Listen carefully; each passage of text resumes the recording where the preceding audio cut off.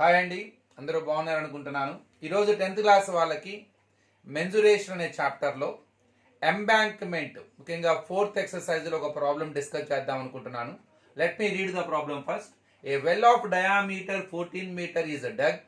Find me a 15 meter depth and the earth taken out of it has been spread evenly to form circular embankment of width 7 meter. Find the height of the embankment. Here what is the meaning of embankment? How to find out the height of the embankment? Here what is happening? So one well is there. Of course well is in the shape of a cylinder and whose diameter is 14 meter and the depth of the well is 15 meter. So the earth was dug. So whatever earth which is coming from the well, it has been spread evenly to form a circular embankment. So whose width of the embankment is 7 meter. Let us find out the height of the embankment. ఇంతకీ embankment కథ ఏంటి, అసలు అది ఏ షేప్లో ఉంటుంది, ఇలా మనకి చాలా రకాల డౌట్స్ వస్తూ ఉంటాయి.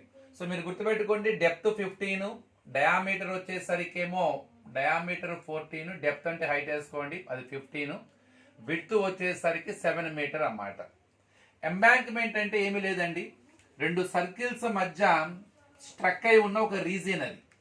అంటే for example well is nothing but a circular well is nothing but one cylinder. The earth was dug and depth వచ్చేసరికి మీకు 15 మీటర్, డయామీటర్ అంటే దీని యొక్క డయామీటర్ ఇచ్చేసరికి మీకు డయామీటర్ 14. డయామీటర్ 14 అంటే radius is half of the diameter 14/2 అంటే 7. So radius is equal to 7 metres. మరి దీని నుంచి తవ్వుతూ ఉండగా ఎప్పుడైతే మీరు దీన్ని తవ్వి ఆ మట్టిని తీస్తూ ఉంటారో, so the earth was dug from it. ఆ వచ్చిన మట్టిని ఏం చేస్తూ ఉన్నాడు, ఒక సర్క్యులర్గా యూనిఫామ్గా ఒక సర్క్యులర్ పాత్గా ఒక సర్క్యులర్ ఎంబాంక్మెంట్లో స్ప్రెడ్ చేయడం జరిగింది. అంటే ఏంటి, ఇండైరెక్ట్గా ఇప్పుడు ఈ తప్పుగా వచ్చిన మట్టిని ఏం చేశాడంటే ఇట్లాగా దీని చుట్టూ కూడా ఒక వాకింగ్ ట్రాక్ లాగా ఈ విడ్త్ ఏదైతే ఉందో 7 మీటర్స్ విడ్త్ అనమాట. నేను మీ దాన్ని సపరేట్గా వేసి చూపిస్తాను చూడండి. ఇది టాప్ ఆఫ్ ద వెల్, దీని చుట్టూ ఒక 7 మీటర్ విడ్త్ యూనిఫామ్గా ఉంచుకుంటూ ఈ మధ్యలో ఏదైతే ఉందో ఇక్కడ ఒక వాకింగ్ ట్రాక్ లాగా ఈ పాత్ మీద మట్టిని పోస్తూ ఉన్నామన్నమాట. అది అంటే తీసిన మట్టి, ఈ లోపల నుంచి మట్టి తవ్వుతూ ఉన్నాం. ఈ వచ్చిన మట్టిని ఏం చేస్తాము, చుట్టూ ఒక మామూలుగా మనం పార్క్లో చూస్తూ ఉంటాం కదండి, చుట్టూ ఒక వాకింగ్ ట్రాక్ లా ఉంటుంది, ఒక రోడ్డు లా వేస్తారు, సర్క్యులర్ పాత్ లా ఉంటుంది. సో అలాగ చుట్టూ పరుచుకుంటూ వచ్చాడు. ఎప్పుడైతే మనం మట్టి పోస్తూ ఉంటామో అది రైజ్ లెవెల్ అవుతూ ఉంటుంది. దీన్ని ఎంబాంక్మెంట్ అంటారు. అంటే ఇండైరెక్ట్గా చెప్పాలంటే ఒక రింగ్ షేప్లో ఉంటుందన్నమాట. రెండు సర్కిల్స్ మధ్య స్ట్రక్ అయి ఉంది చూసారా, ఆ రీజన్ మీద ఎప్పుడైతే మీకు మట్టి పోయిగా ఆ మెరక పెరుగుతూ ఉంటుంది, అంటే హైట్ పెరుగుతూ ఉంటుంది. ఆ హైట్ కనుక్కోవాలి మనం.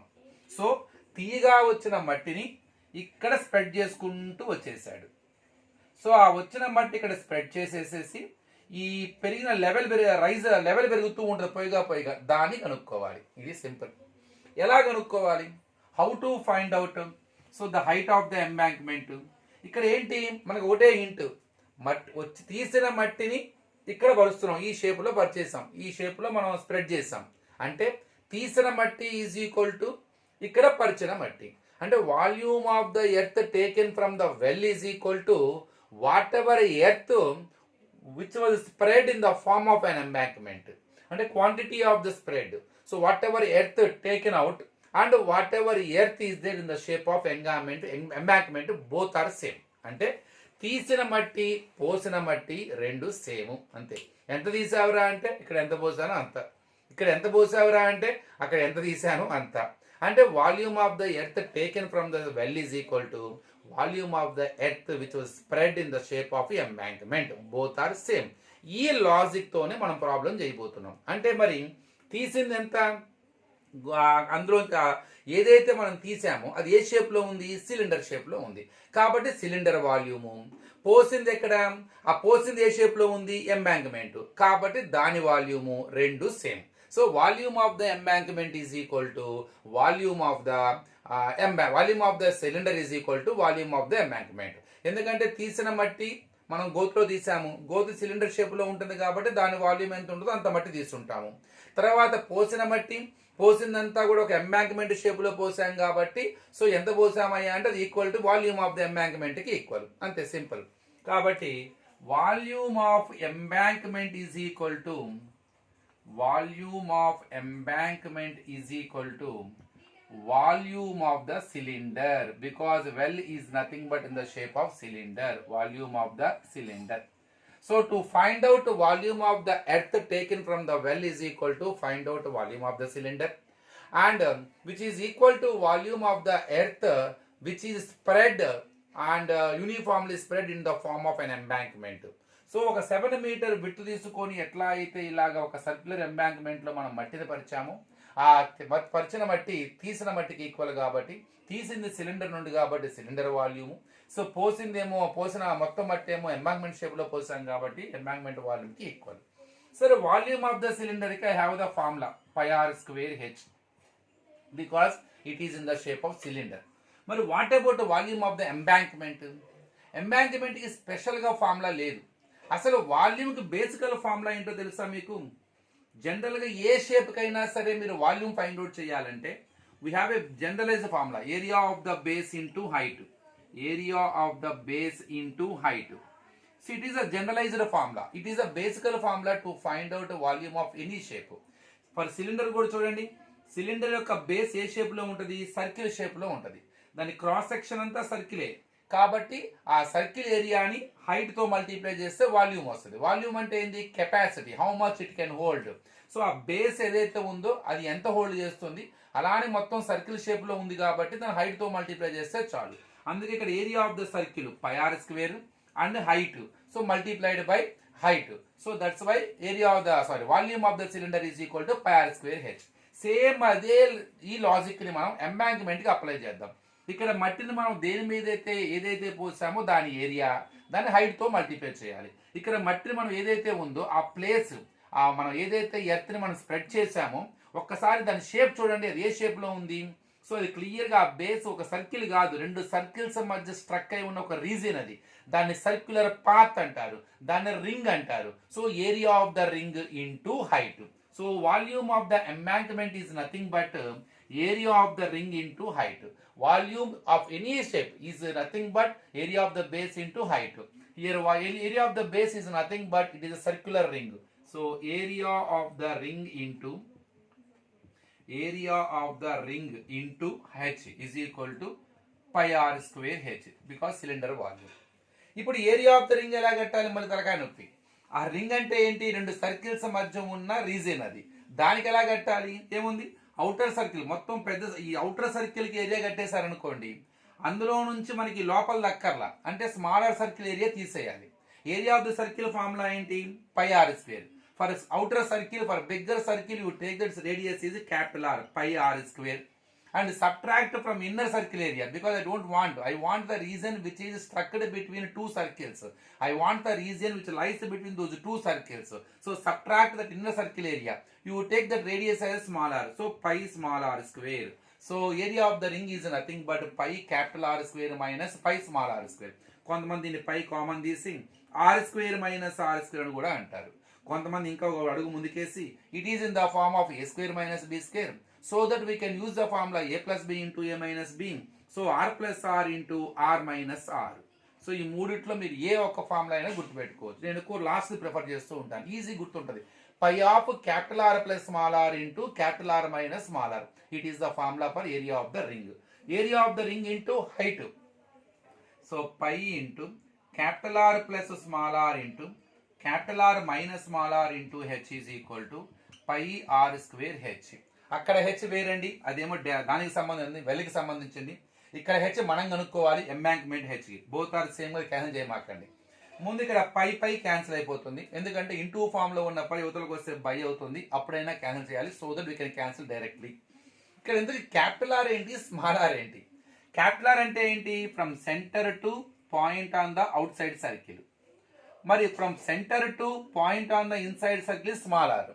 అది ఆల్రెడీ మనకి ఇచ్చేసాడు. ఆ వెల్ డయామీటర్ ఇచ్చేసారు 14 అని. డయామీటర్ 14 అయితే ఇప్పుడు రేడియస్ ఎంత అవుతుంది? 7 అవుతుంది. మరి how can you find out area of the radius of the bigger circle, outer circle? ఈ విడ్త్ ఇచ్చారు మనకి, ఈ రెండు సర్కిల్స్ మధ్య ఉన్న విడ్త్ చూసారా, గ్యాప్, దాని విడ్త్ ఇచ్చేసాడు 7 మీటర్, అంటే ఇది 7. అంటే ఇక్కడ నుంచి ఇక్కడ దాకేమో స్మాలర్ సర్కిల్ రేడియస్ 7, ఆ విడ్త్ ఏదో ఉందో అది ఒక 7. సో ఈ స్మాల్ క్యాపిటల్ ఆర్ రావాలంటే ఆ విడ్త్ కి స్మాల్ ఆర్ యాడ్ చేస్తే వచ్చేస్తుంది. 7 + 7 14 meters. So finally I got here capital R, radius of outer circle is also 14 meters. How can you find out radius of outer circle? Width plus inner radius. Inner radius is nothing but radius of well. Here diameter of the well is given, so radius is half of it. So radius of inner circle or well is equal to 7 meter, and width of the path I know it, that is 7 meter. Together is the radius of outer circle and bigger circle, the capital R. Let me substitute now. 14 plus 7 into 14 minus 7 into h is required. Here h is nothing but height of the embankment, and here radius. It is a cylinder radius. Cylinder means well radius. Well radius means inner circle radius. Inner circle is 7. R square means 7 into 7 into. Height is nothing but depth of the well. All depth of the well is given. That is 15 meter. 15 meter. 14 plus 7, 21 into 14 minus 7, 7 into h is equal, no need to multiply, 7 into 7 into 15, because I want to send all these values to RHS, so to find out h, so that we can do cancellations there.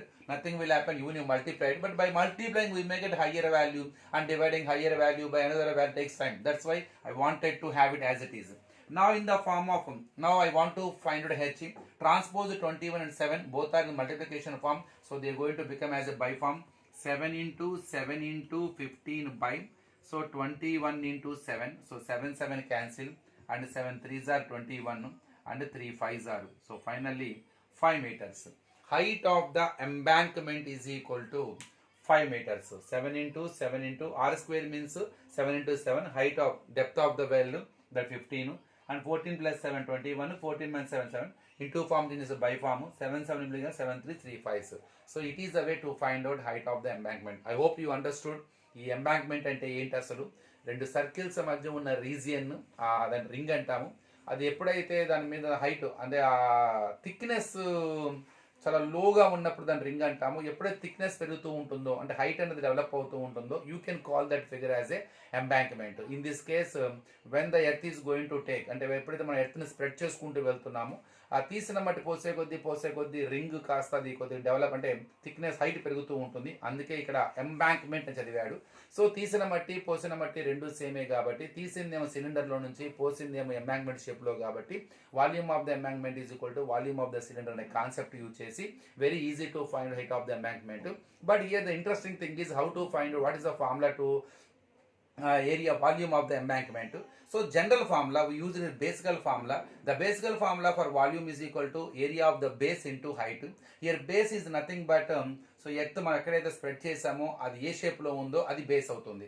ఇక్కడ అది ring shape లో ఉంది కాబట్టి area of the ring into height, ఇదన్నమాట. Thank you. I hope you understood.